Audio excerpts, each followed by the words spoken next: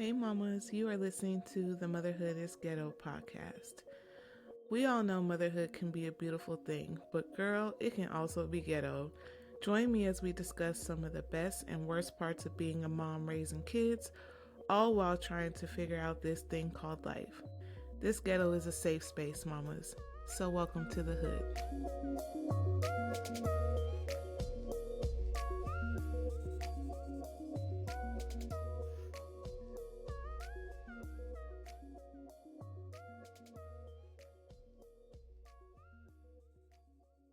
Hey mamas, welcome back to another episode of Motherhood is Ghetto. My name is Joy, and how y'all doing out there? If y'all doing all right, you already know what to say. Say amen. I pray you are having a great day and a great week so far. And I apologize. I missed the episode last week. Y'all, I had all the intention to record and upload an episode. But you know how when you get that feeling like you want to do something and like you plan to do something, but then like your body is just simply like, we're not doing that today.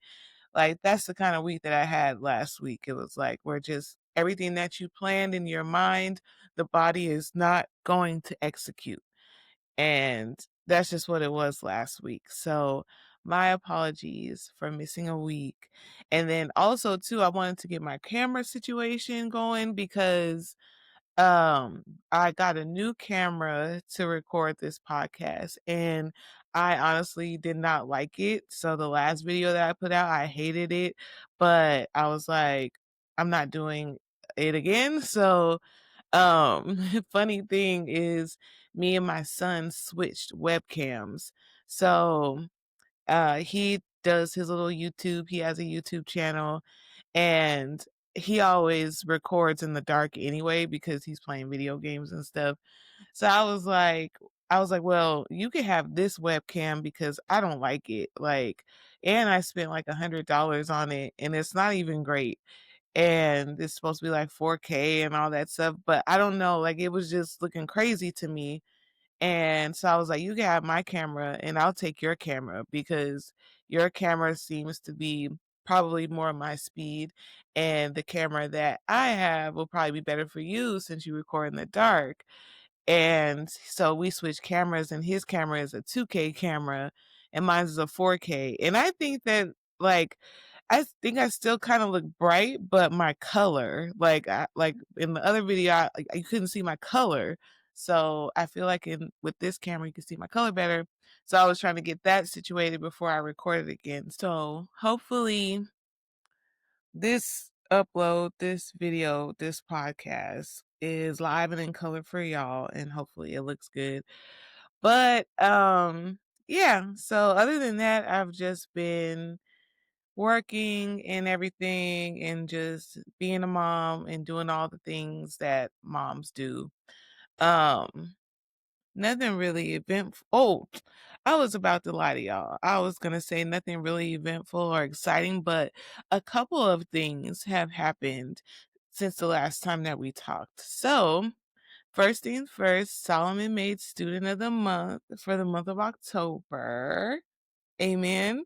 And y'all, he is so proud of himself. They gave him a little medal that says Student of the Month. And ever since then, he's been wearing it around his neck every day when he goes to school. And when he got it, I was in the bathroom and he came in and he was like, Mom, you want to see my cool medal? And I was like, sure, hell yeah. And he shows me his medal and I'm like, whoa, like that is so cool. And he's like, I know, right? So I'm super proud of him for that. And in another episode, I want to give you guys an update on how therapy for him has been going and his grief journey and all that stuff. So definitely looking forward to recording that episode and hopefully I can get him on with me to kind of talk about how his mental health journey has been going. So more to come on that. But I'm super proud of him. He has been so resilient and just trying his best. And I couldn't be any prouder of him. And then also too, Genesis just wrapped up her volleyball season. They just had their informal banquet where she got the little volleyball medal, and then she's going to be having a formal one next week. And also, too, Genesis was just accepted into the Great Debate Program, and it is a program by the National Hispanic Institute where they get students ready, ninth graders entering into 10th grade. They get them ready for like speaking, like building their communication and leadership skills so that way they can prepare like to be leaders in their communities if they choose, or whatever field they're wanting to go to, whatever college they're thinking about going to, stuff like that. It just really helps to build their skill set when it comes to communication and communicating to make change or to have influence and stuff like that. So, yeah, super proud of her for that too.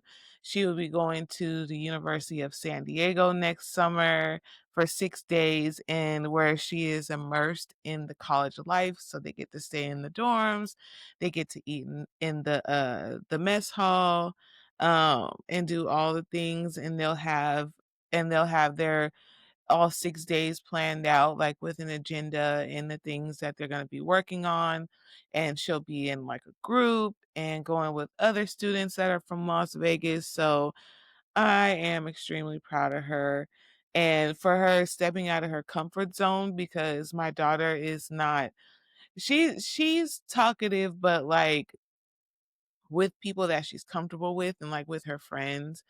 But for her, like, to want to, and now mind you, she brought this to me, like, it's not something that I pushed on her or anything like that or encouraged her to do, and she just said that they came to her school and gave a, like, a presentation and speech, and she was intrigued by it. She showed me it and, gave me all the information, but she was like, "I don't know about being away from you for 6 days." And, of course, like, I felt super happy, but at the same time, I'm like, my baby needs this experience because one day I won't be here and she can't be scared to leave home without me all the time. So I definitely think that this is going to be great for her, a great experience, a great learning experience. And I'm just really proud of her for stepping outside of her comfort zone to even consider something like this. So kudos to her. And then my youngest, he is currently trying out for his middle school basketball team. He already completed tryouts earlier this week and he has a second tryout today. So I'm going to be rooting for him. And I really do pray that he makes his team because he has been really like nervous about it because there's a lot of kids trying out. In his words, he said there's 100 kids. And that could very well be true, but you know how sometimes kids exaggerate. But um, yeah, he was really nervous, and then also too, he's a little nervous because some of the kids are bigger than him. But I'm like, son, like you can't be worried about that. Like you have to run your own race. You have to stay in your lane, and you just have to show out. Like you know that you're a good basketball player. You know what skills you have.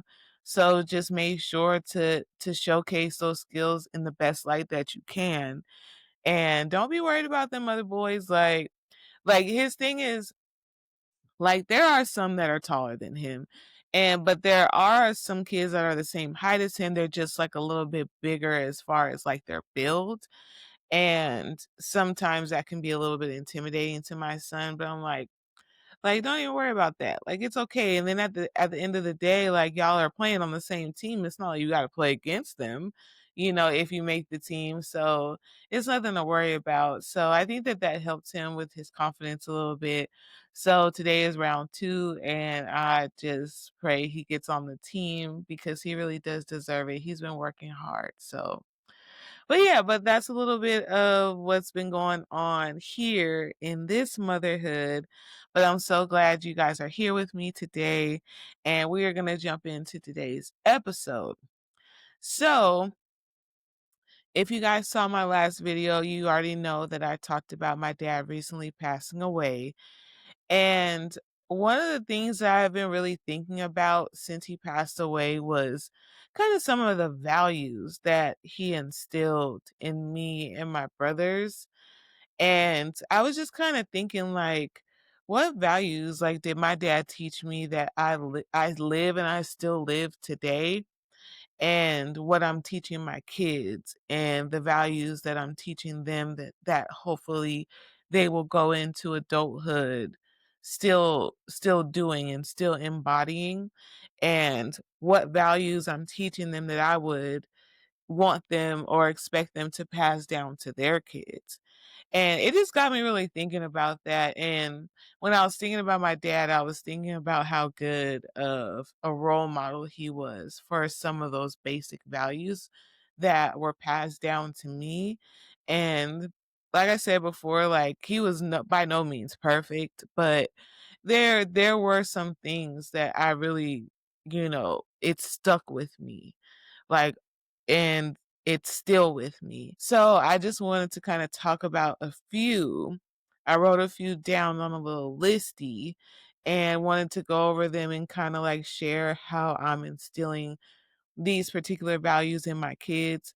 So hopefully this helps the next mom who may be wondering like different strategy and angles how to instill certain values with their kids. So that way like it's long lasting and it stays in their minds and it's something that they carry with them. Then I thought that this would be helpful to share. So the very, very first value, like when I was thinking of values, um, about like kind of like the values and the traits that I carry with me. The first one that came to mind was patience. Now, patience was one of the things that I immediately went to because I am a super patient person. Like, I am so patient. I will wait for something forever if it's worth waiting for. I have no problem waiting. Like when we go places and lines are long, I don't care about waiting. I don't have Amazon Prime. I don't pay for it regularly. If there's something that I really need, like I absolutely need it like as soon as possible, then I will sign up for Amazon Prime, get it whatever I need right away, and then cancel it. I don't need instant gratification when it comes to material things or even like the things that are not tangible. I'm willing to wait it out if it means that it's going to be of good quality, and just waiting never bothered me. Even when it comes to like my relationships and with people, there are some things that I don't have time to tolerate and I won't tolerate. But at the same time, I know that if I'm in a relationship with someone or I'm trying to build a friendship, I know that it takes time to get to a point where we're all like equally comfortable in the relationship and we know each other and our quirks and stuff like that. So I consider myself to be super patient. And also too, I have 3 kids. So I know that doesn't mean anything, and there's a lot of impatient people with kids, but I'm patient because of my kids too. So that's one of the values that really stuck out to me. And then I was like, how have I taught or am showing my kids patience? And just to give the example again, like with Amazon Prime, like we live in a world of just everything happening instantaneously. Like they can order food and it's delivered to their door. Like there's no more of that like piling the family in the car to go get dinner and then have to come back home and all that stuff. Like you could literally have dinner or even not even dinner, whatever you want, like groceries, stuff from 7-Eleven. Like you can literally have it to your doorstep within a matter of 30 minutes. um and then with ordering and stuff like that online, you can get something within the hours if you order it in time. And also too, the internet. Like information is literally at their fingertips. If they have a question about something, they can find out the answer immediately by just picking up their smartphone and looking. They have access to news at their fingertips. Whereas back in the day, if the news wasn't on at that time, like you go, you buy a newspaper, like, you know what I'm saying? Like things just took a lot of time back then that just don't take time now. And our kids can become a little jaded when it comes to that and expect things now, even when it comes to like you as a mom and parenting, like they ask you for something, you tell them to wait, like this finna start World War III. And and I think teaching our kids the value of patience could go a long way. And one of the ways that I model patience to my kids is that I wait. Like I said, like I only use Amazon Prime when I absolutely need it. Like I need something right now immediately. Like it cannot wait. It's a need versus a want. But otherwise, like I'm paying regular shipping and waiting for it. And also too, I'll look at something, like I'll see something and I'll be like, oh, I really want that. And then my daughter would be like, just get it.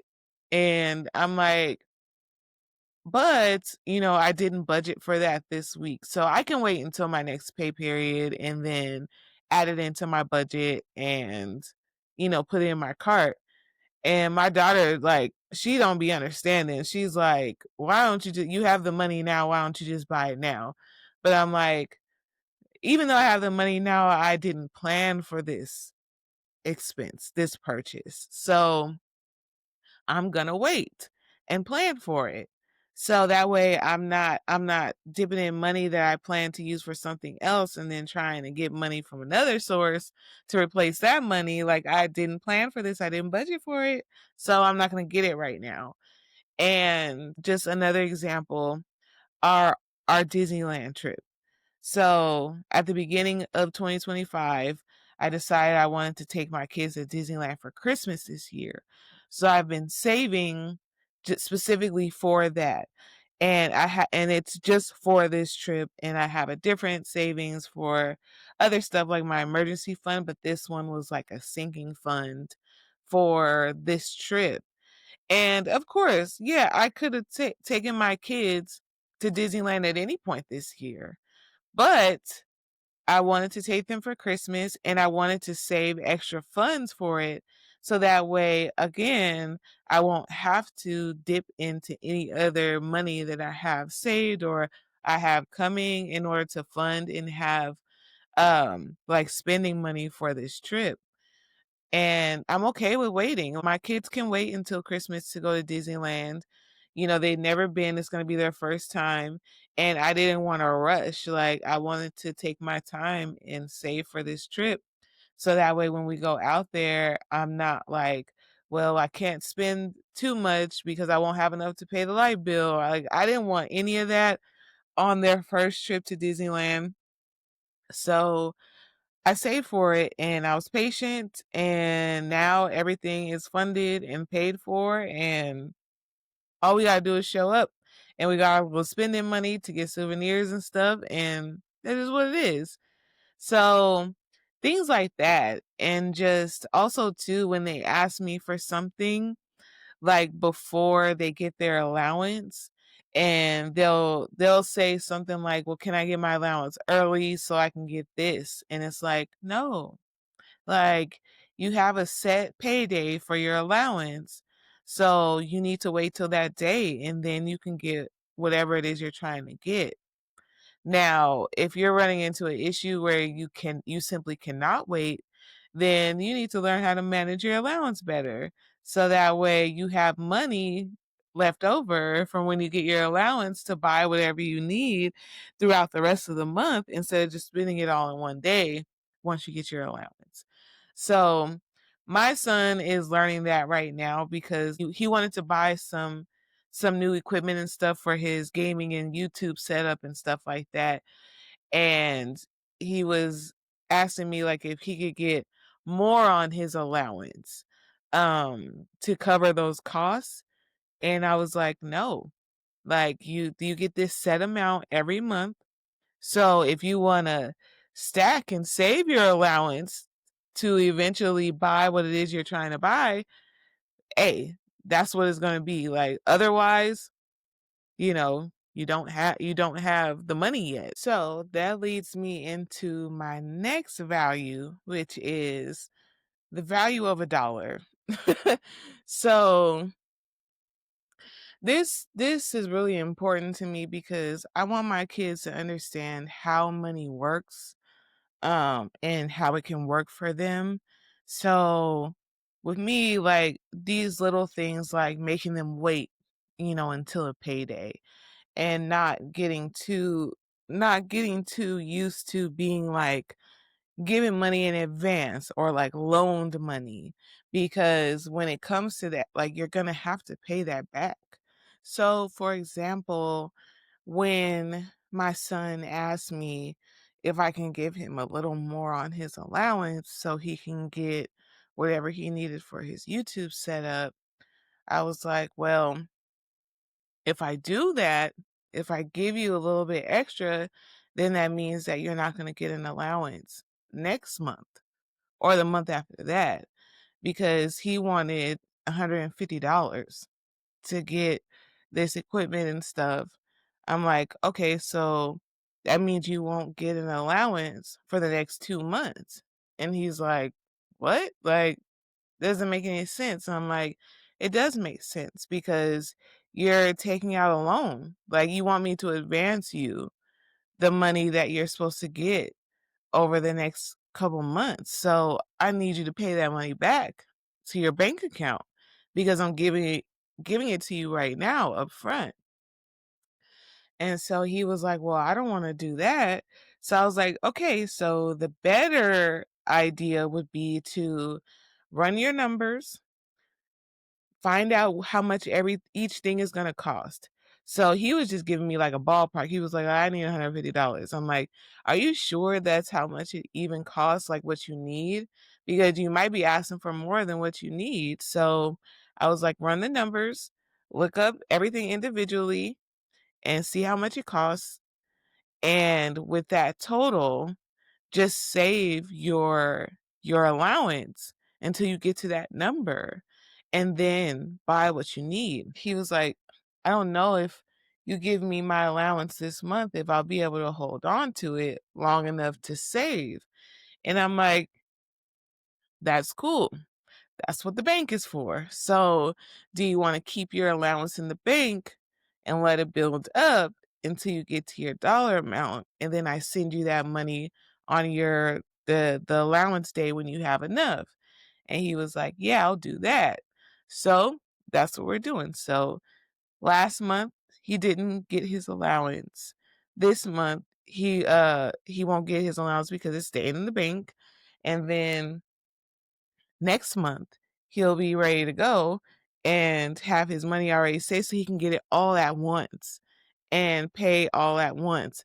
But this is one, teaching him the value of patience, letting his money build up.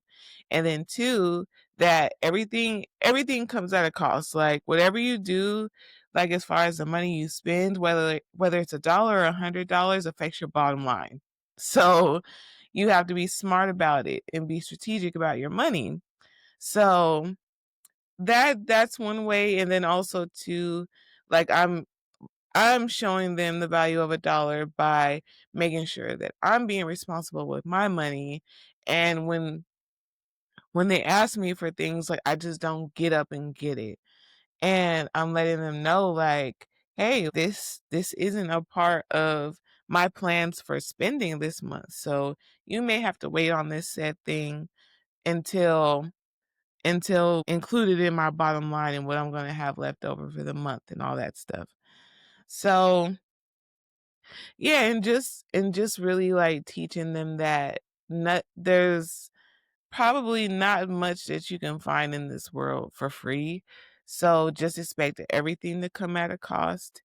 And also too, like when it comes to buying goods and the cost of things. It's like there's a value and a price on everything. And sometimes you have to take into account people's time that created this thing or made this thing. You have to consider that. You also have to consider where it's coming from.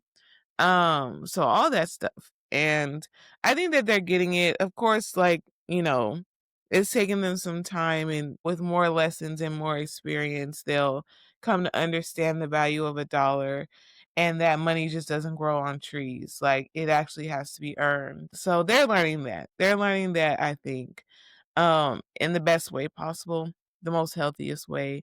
And the next value is respect. So respect is a big one. And I've said this before on another episode, but my motto is that if you want your children to respect you and you want your children to go into the world showing respect to others, it starts in the home. Amen. It starts with you, the parent. So I remember on one episode I was talking about how I don't talk to my kids disrespectfully. And I don't call them out of their name. I don't cuss them out. I really hardly yell at them. And just to give like a specific example, like in the mornings, like if they're running late or something, I don't holler at them and add more stress to their plate so they go to school stressed out because they just got fussed at, yelled at, and carry that into their day. Like, I am very conscious of that, and that's a no-no. Like, I do not disrespect my kids because I want the same respect that I give them returned to me. And and as parents, we play a really important part in that. We can't disrespect our kids and then expect them to go out into the world being respectful to others. And also too, we're not modeling what actions and behaviors are becoming of someone who deserves respect. Amen. Because again, like, respect is something that's earned. It's not freely given. No one has to respect you. No. Like, it's their prerogative, but at the same time, it shouldn't affect the way that you carry yourself and the respect that you have for yourself. And I believe that our children won't have enough respect for themselves if we don't show them respect and model what respect looks like. And honestly, like, my kids will clock me if I'm doing something that's not respectful. Like if we're sitting down and we're talking or something, and I accidentally cut one of them off. And they'll be quick to be like, "Mom, that was rude. You just cut me off." I'm like, "Oh, my bad. Like, I'm sorry. I didn't mean to do that." Just the little things like that, to show your kids like respect for them. Knocking on their door now before I get into this point, I know it's going to ruffle a little bit of feathers. I know it's gonna ruffle some feathers. Or it might not. I don't know. If you're a parent and you're around my age, like, maybe it won't. But for some of us who are raised in households like mine, like that, you live in your parents' house and, they have full access and full reign to all rooms. So they don't need a knock warrant to come into your room. They can just enter whenever they want. I don't do that with my kids. I do knock on their door before I enter. Now, if I knock and I don't hear them say anything, then yes, I'm gonna go in to make sure like everything is okay. Maybe they're asleep or whatever, but I am gonna take a peek in to see like if I don't get a response to the knock. But yeah, like, it's like I said, it starts in the home, and that's another way that I show respect to my kids. I knock on their door before I enter, and I respect their privacy because I feel like everyone is entitled to a level of privacy, even children.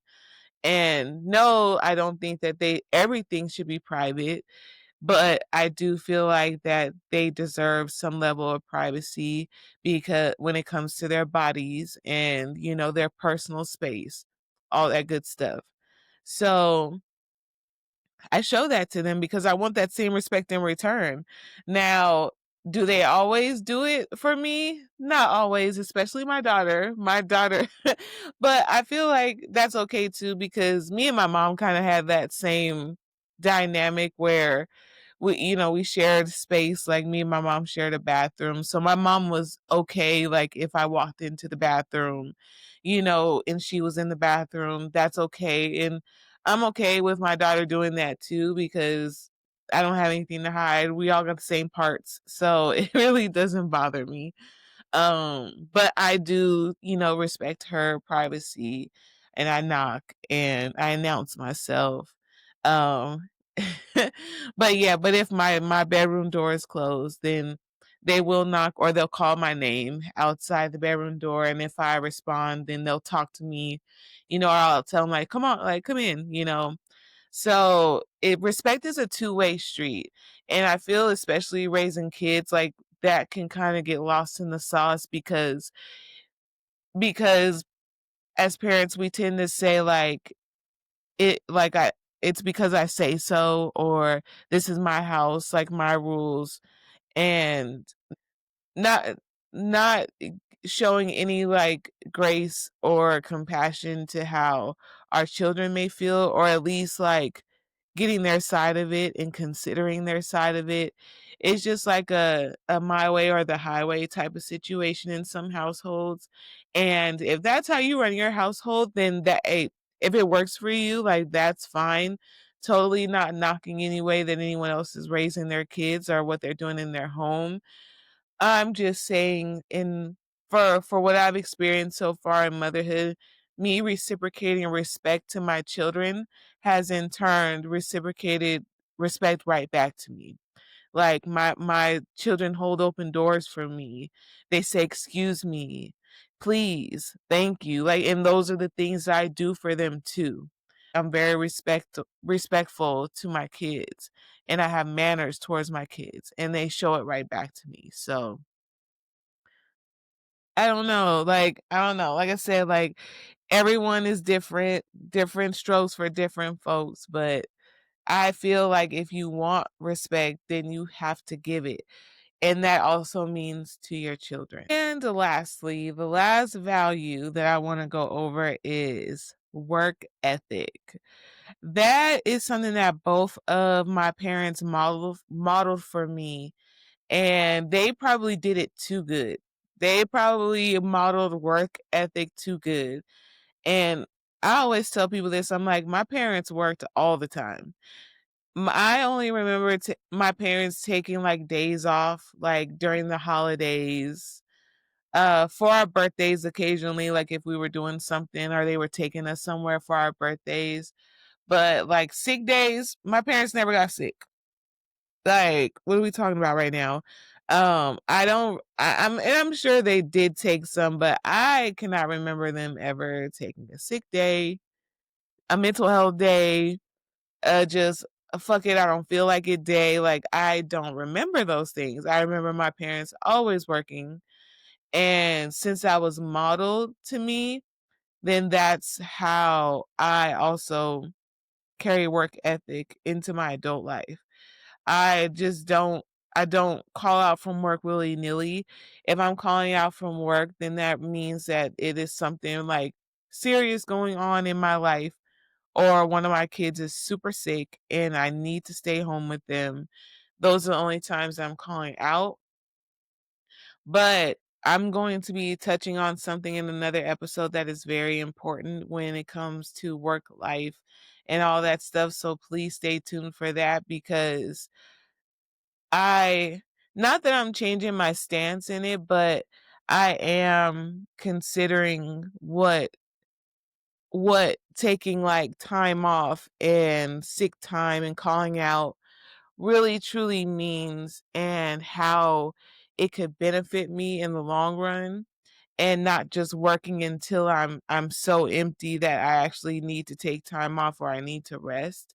So we'll be diving deep into that. I have a lot of things that I want to talk about in the next coming episodes. So just stick along for the ride. Stick along, don't leave. Amen. Don't leave. But yeah, I show up to work and I do my job because I want to be able to maintain a certain lifestyle for me and my kids. So I've always kept a job. There hasn't there if I didn't have a job, it was a very like short-lived, short-term type of thing. I've always had a job. And I will continue to do that until I'm ready to retire. So and that's what I'm modeling for my kids. And my kids are quick to be like, just yesterday it was Veterans Day. And my kids was like, you can't call out. Like, we know you're not a veteran, but we have the day off. And I'm like, I could call out, but I'm not going to because I have to work today. And there's nothing stopping me from going to work today. So I'm going to go to work today. And granted, there are some days that I really wish, like, I'll be at work and I'm like, I should have just stayed home. There are some days like that. But I feel like we all have those days. And once we finish the work and we're on our way home, it's just the cherry on top, knowing that you're going home to your family or you're going home to a cooked meal. So that's just nice. Like, it's nice after the end of a long day to know that you're going back home to your loved ones in your safe space. So, and showing them too that in order to have things, in order to have the things that you want and the things that you need in most cases, you do have to work for them. Have to have some income coming in order to be able to do the things and have things that you want. And going back to the Disneyland trip, yeah, I could have just paid everything up front at the beginning of the year and been done with it. But I wanted to save up for it. And also too, if I had done that, that would have put me behind and I would have had to play catch up over the months to make up for what I spent at the beginning of the year. And I didn't want to do that. I wanted to save my money until I got all the dollars down to the penny that I needed. And then I wanted to pay. And I couldn't have done that had I not been working and saving money and putting money towards it. So those are the values that I feel like were modeled to me in my childhood. The patience, the respect, the value of a dollar, and the work ethic. And I will say, like, with doubling back, like, to the respect, my parents were very respectful of us. My parents were willing to listen. You know, I wouldn't say that we didn't get yelled at or fussed at, because we did, but I really feel like each of those values were modeled in a way where it stuck with us and it carried with us. And when I came up with the list, I was like, yeah, I'm definitely modeling these values for my kids too. And it's evident and it's I can see it. So I thought that that would be helpful to share. So I'm going to go ahead and land the plane here.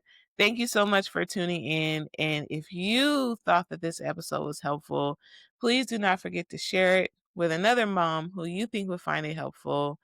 Also, don't forget to follow me on Instagram at motherhood_is_ghetto.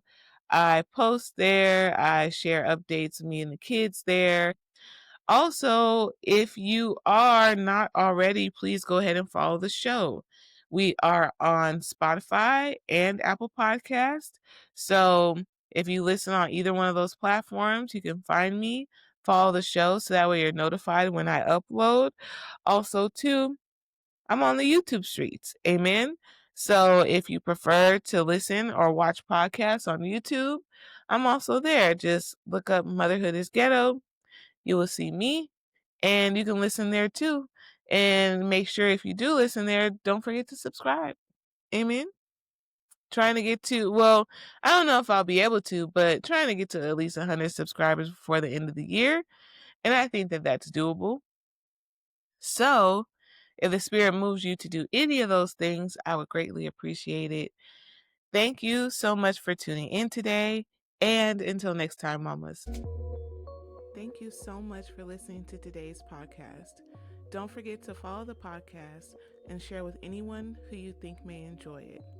And follow me on Instagram at motherhood_ghetto. Also, feel free to DM me if you have any experiences, opinions, or views on motherhood you'd like me to share on the podcast. Until next time, mamas.